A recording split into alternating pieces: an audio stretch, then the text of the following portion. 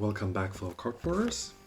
Today will be a short video about a reserved list card for my Sliver deck, as well as a look at the current reserved list market. As you know, on this channel, I have a 190 card illegal Sliver deck, and there's this one card missing here. This was the French Sliver Queen, and I finally got an English one for myself because it was relatively cheap. I think I paid around 160, maybe 162 or something euros for this card, including shipping.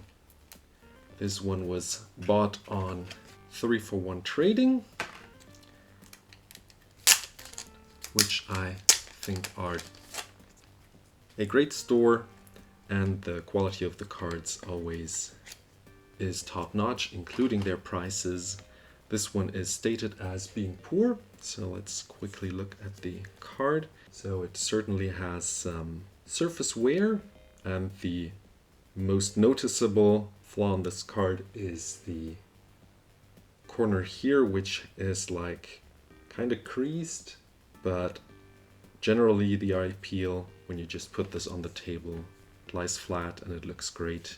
No whitening on the edges, so just a generally used or played card, but besides the bend here, this card looks wonderful in my eyes. And for this price, I don't think anyone can argue otherwise. Maybe you've noticed on the video that I made back then, which is now 1 year ago, where I put this video up on the channel, the 190 card Sliver deck still exists. I had a French copy, which I gave to a friend, and I finally found the money and the deal to get myself an English copy for the deck, so that all the commanders are English in here. I think I have several cards in German here as well, since I am from Germany, but I like playing English cards and having them readable for everyone at the table. I know with Commander Masters there is a new Sliver commander that I could also put in here, and I will eventually do that and get a 6th commander in here and update the deck list. But until then, this deck will stay like this, and I will notify the channel probably through the community tab that the deck list has been upgraded. But now on to the second part of the video.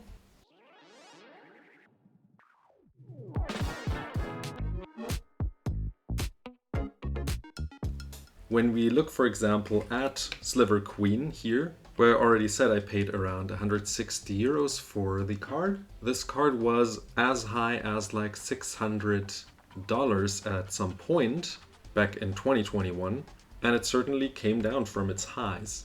Now with the spoilers of Commander Masters, people knew they would get new Sliver cards, and the price spiked back up to like $300, maybe 400. So you see the spike here. I do like using MTG stocks to look at the history of a price of cards, but generally we can see that this card Sliver Queen is almost as low as it was back in 2020. Now where I want to go with this is that, and I'm not the only one, I think that right now, if you are thinking about getting into the reserved list or thinking about getting a certain reserved list card or what the one or the other, that maybe right now is a good time to invest into reserved list cards.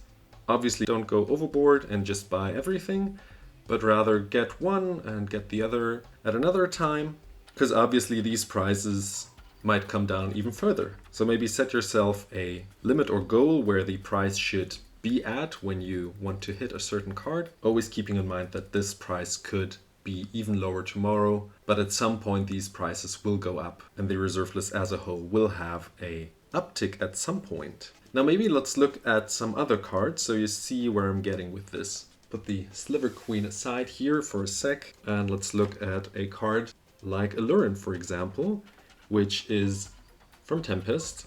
And a beautiful card. You can just stop the video for a sec and look at the card. And the graph for this card looks very similar in my eyes. Now we have a peak at around mid 2021, where this card was around 120, $100 per piece. And these are down like 50-60% from its highs.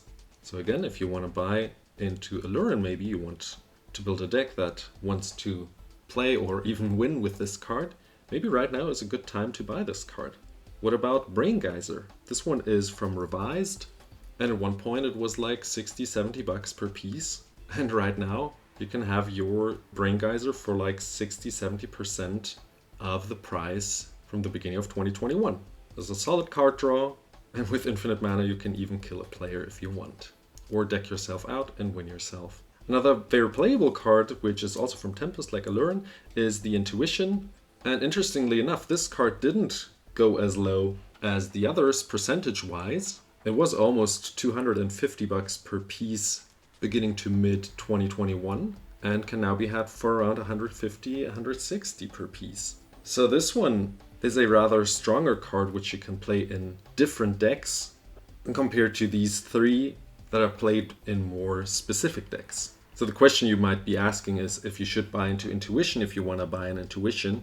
And in my eyes, yeah, I think this card won't go down that much more. Maybe at some point you will get it for 100, but I don't think this will go much lower. And the reserved list market right now is at an all-time low compared to the last couple of years. But it will never get as low as it was before the spike for most of the cards. Now lastly, if you already have those cards and are wondering if you should sell now, I don't think you should. Since at some point we will have an uptick again, and these cards will go up at some point. So if you enjoy this game, are playing with those cards anyways, why even try to sell them? If you really need the money, obviously family goes first.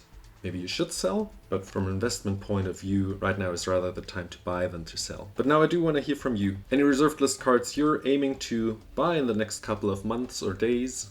Or maybe even gotten yourself some like I did for the Sliver Queen? Let us know in the comments below. Give this button here a little boop, then click this video, and I'll see you in the next one. Bye bye!